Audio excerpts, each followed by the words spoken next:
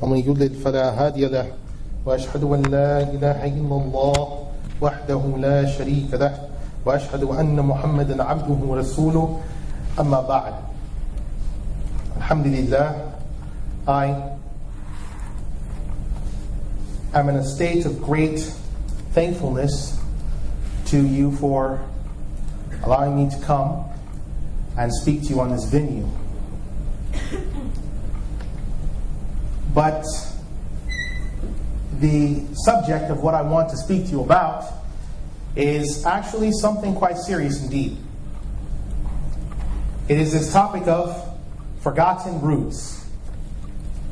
Somehow it is believed that Muslims are missing something. We are deficient in some area or areas that is causing us to not be successful. Indeed, that is the case, where if we compare our success with the success of those before us, we can see that there are remarkable differences. Is it because we don't believe in Allah and the Messenger of Allah sallallahu alaihi wasallam? Is it due to the fact that we are rejecting some fundamental of the religion? Or that somehow most or all of this ummah is worshipping idols? Or is astray? No, it's not that. The issue is just that, forgotten roots. But how have those roots been forgotten? Well, I would like to actually talk to you about how those roots have been forgotten. One of the ways that those roots have been forgotten is that we have become equalized with all other faiths. We have become equalized. What I mean by equalized is that we have accepted the main premise of those faiths and accepted the main premise of ours, and then right after that we have said we're still Muslims, lakum dinukum waliya din, but we have forgotten the first ayah, qul ya ayyuhal kafirun. Why? How does that happen? Well, that is what I want to talk about, equalizing faith, because that affects the rest of how our other problems can be cured and managed. It affects that. If we are not sure, if we are not 100% on our faith, and in addition to that, if we do not live up to the actual obligations of our faith, then we've got a problem. Now, what I would like to recite as a beginning passage is where Allah subhanahu wa ta'ala, He has told us, وَلَا تَزَالُوا تَطَّلِعُوا عَلَى خَائِنَةٍ مِّنْهُمْ إِلَّا قَلِيلًا مِّنْهُمْ فَاعْفُ عَنْهُمْ وَاصْفَحْ إِنَّ اللَّهَ يُحِبُّ الْمُحْسِنِينَ. And you will always find deceit and treachery in them, except a few of them. Surah Al-Ma'idah, the 5th surah, ayah 13. Now, by reading this ayah in context, one can see that they are actually referring to those who are speaking, and when Allah subhanahu wa ta'ala is referring to them, it is the people of the book. You will find treachery in most of them and deceit except a few of them. Now someone could say this is intolerant speech. But no, because when we're using this type of speech, I want to make it clear that our issue with false religions is not at all connected with them as people. I have met many a charity-giving Jew and Christian. I have met many a friendly and good neighborly Hindu. I've met many. And I've met many an outgoing Buddhist. But our argument is not the issue of are they sincere and are they good people. What I am trying to put forward is it allowed for us to say that we have the same God And that in addition to that, that we are, if we look at the Jewish and Christian example, coming from the Abrahamic faiths. This has hindered a lot of the preaching of the faith. And it's been watered down because we have believed that, well, we are all Abrahamic faiths without presenting the message to them that can save them from eternal destruction.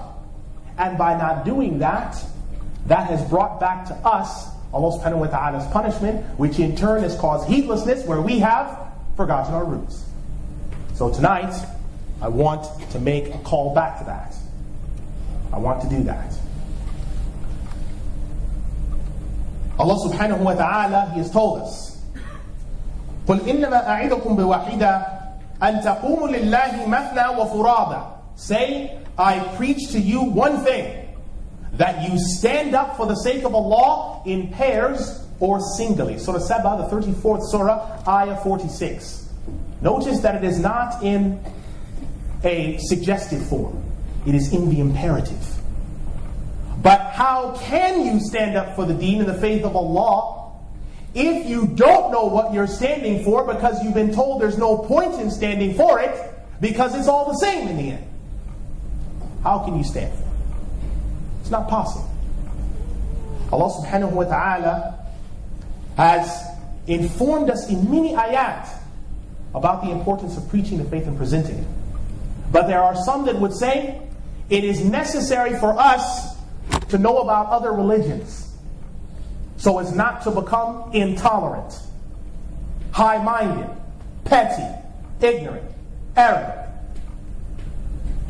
Is there any single Muslim, though, in this room that doesn't know that the Christians believe in a triune God revealed in one?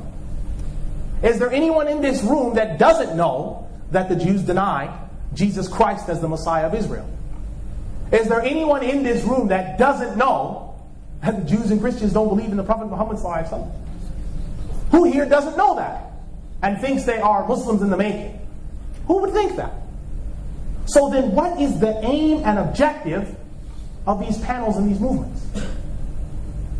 Now, if someone were to say, we want to bring them together to debate the truth and to give them the truth, there's no harm in that. But what we're finding with many of these movements is a watering down of Islam. A trampling of orthodox principles in which they both finish the meeting and they both feel good. And the Muslims go home and the Christians go home and the Muslims say, Allahu Akbar, we showed them. And the Christians say, and we showed them by the power of Christ, or whatever they say. And it's end of job. Not realizing that one of them on the way to making a tea slips down the stairs and bashes his precious head open and he's lost for all eternity.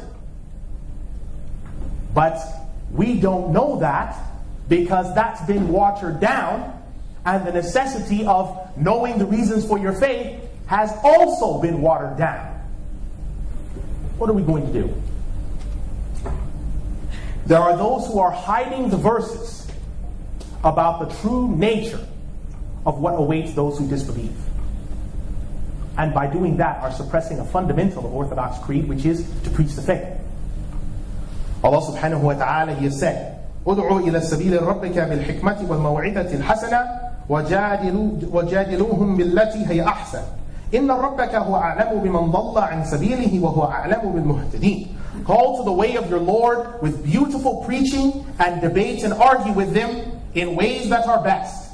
Your Lord knows those who are astray from the path, and He knows those who are guided. Surah Al-Nahl, the 16th surah, ayah 125. Now this is quoted by many as an excuse to leave the actual fundamentals and then preach to others about periphery issues. Faith and action, community and action, charity work together. But the fundamentals are being left. How can you call to the way of Allah with sincerity in preaching if you do not know what the way of Allah is, or that way of Allah has been suppressed? How can you do that? It's going to be made hard for you. There has to be a return to fundamentals. Allah subhanahu wa ta'ala has made it clear that Jews, Christians, and Muslims don't have the same religion. We don't have the same God. We believe in the same God, but we cannot all be worshiping the same God. To some of us, that is news. To some of us, that is news. That is something amazing because we've been told that we've got the same God. We're worshiping the same Lord. But I want to say something that actually is not the case. And I want to put forward some ayat to show us the duty that we've neglected and neglecting the orthodox duty. Allah subhanahu wa ta'ala, He has said, إِنَّ الَّذِينَ كَفَرُوا مِنْ أَهْلِ الْكِتَابِ وَالْمُشْرِكِينَ فِي نَارِ جَهَنَّمَ خَالِدِينَ فِيهَا أُولَٰئِكَ هُمْ شَرُّ الْبَرِيَّةِ. Indeed, those who do not believe from the people of the book and those who worship idols, they are in the fire forever. And they are the worst of creation. This is from Surah Al-Bayyinah, the 98th Surah, Ayah 6. This is telling us, if they're in the fire forever, they're lost. If they're lost, then that means there's no exit from the fire for them. That means we can't possibly be on the same page. Allah subhanahu wa ta'ala says further, إِنَّ الدِّينَ عِنْدَ اللَّهِ Islam. Indeed, the deen in the sight of Allah is Islam. Surah Ali Imran, the 3rd Surah, Ayah 19. So we've been told that the deen in the sight of Allah that He finds acceptable is Islam. None other. None other.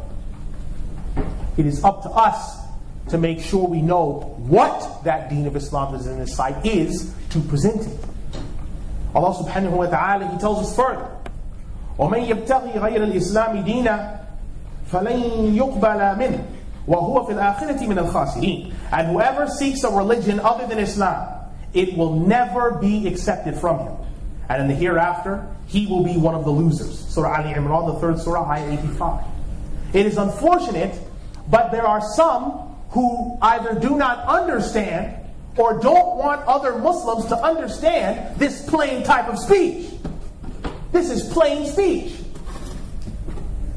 And yet, we go about our business studying or learning or living next door to people without ever presenting them with the message. If we truly went by someone's house one day and saw the house on fire, blazing, filled with flames, and someone on the balcony screaming for help, and their clothes had already caught fire, would we go by and tell them, well, they have their house and we have ours? They have their fire and we have ours? No. Of course, with any type of intelligence, a righteous human being would try to get in there to save them. But there are people who are on the way to eternal destruction. And we've left them. We've forgotten our roots, one of the roots being preaching this faith to them.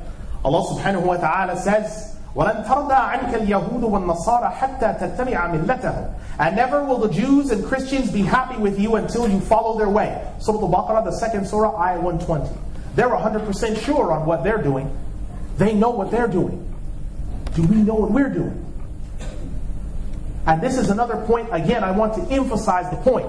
No one should take from what I'm saying, what I am preaching, that I am advocating some type of anti-Jewish or anti-Christian bent for the sake of what they are racially. I'm sure they're great guys racially, but their creed is false. That's the thing. Someone may be a nice person. Joseph Stalin's granddaughter, his great-granddaughter, lives in California. And she said, to me, he was always grandpa, not the dictator. The man killed 36 million people, most of them Muslims. He may have been a good guy, but he was a killer. A killer. So that is the point that I want you to do to separate the good person from the actual creed. Someone may be good, but we're interested in where are they going and how can we help to redirect them in the right way. Allah subhanahu wa ta'ala, He's told us, قُلْ يَا أَهْلِ الْكِتَابِ هَلْ تَنْقِمُونَ مِنَّا إِلَّا أَنْ آمَنَّ بِاللَّهِ وَمَا أُنزِلَ إِلَيْنَا وَمَا أُنزِلَ مِنْ قَبْلُ وَأَنَّ أَكْثَرَكُمْ فَاسِقُونَ. Allah subhanahu wa ta'ala, He says, say, O people of the book, are you criticizing us for believing in Allah? What has been sent down to us and what has been sent down before?